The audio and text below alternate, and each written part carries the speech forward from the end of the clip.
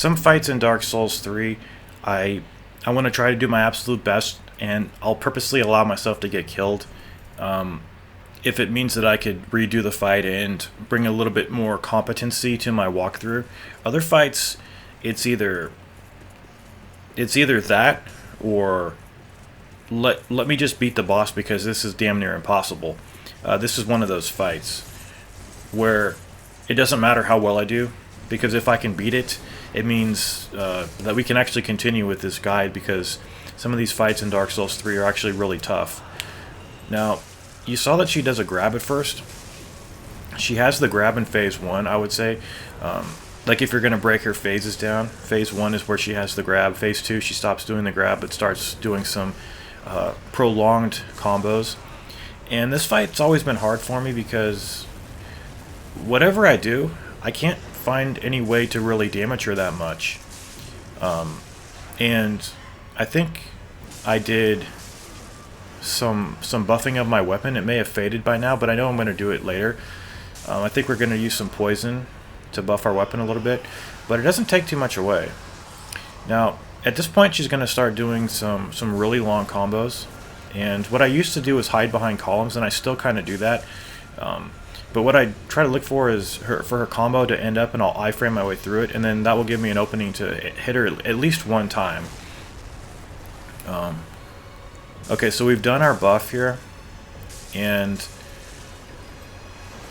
here she goes again. So let's see how we handle this situation. We're backing off because we're scared as hell. Here she goes with her revolving attack here. See how we kind of just all those fluid motions, we're just iframing our way through it. It helps that we have the Karthus Bloodbite ring on for additional iframes. I don't know how many you get.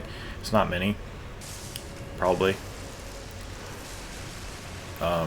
But it's tough because in phase 2 she becomes really aggressive, and I honestly don't consider that. You might think, well, if you have to buff, then you know, have to use some kind of a buff on your sword, then you can't do the fight. I don't really think of it that way, because it doesn't really hit her that much. I think it's more of a placebo effect. But it's kind of frustrating because a lot of times I was just running out of heals. Is that even correct, though? I wasn't. No, I was not running out of heals. I was just getting murdered. I mean, you see how much damage she takes off you. So the problem too is when you're hiding behind these columns, it breaks your lock on because there's something in the way.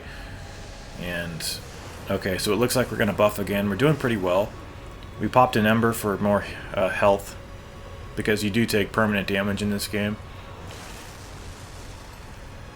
And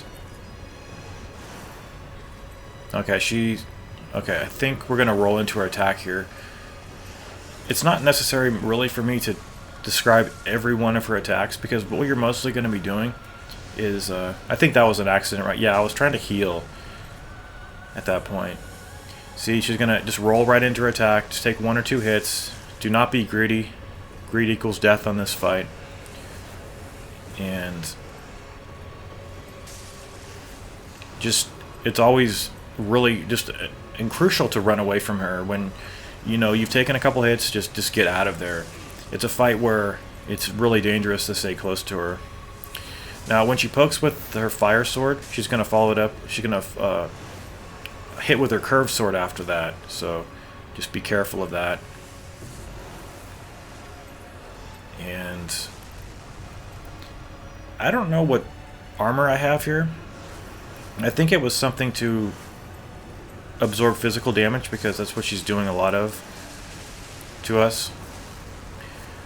So we're sitting pretty here, but we really can't take anything for granted here, because there's been a couple of times when I got her to low life, but she ended up killing me. I mean, this could have gone really bad. Look at this. I mean, look at that. It's probably one of the hardest fights in the game, and we just did it, fortunately. But it did take me about, I think it was an hour and a half. Jesus.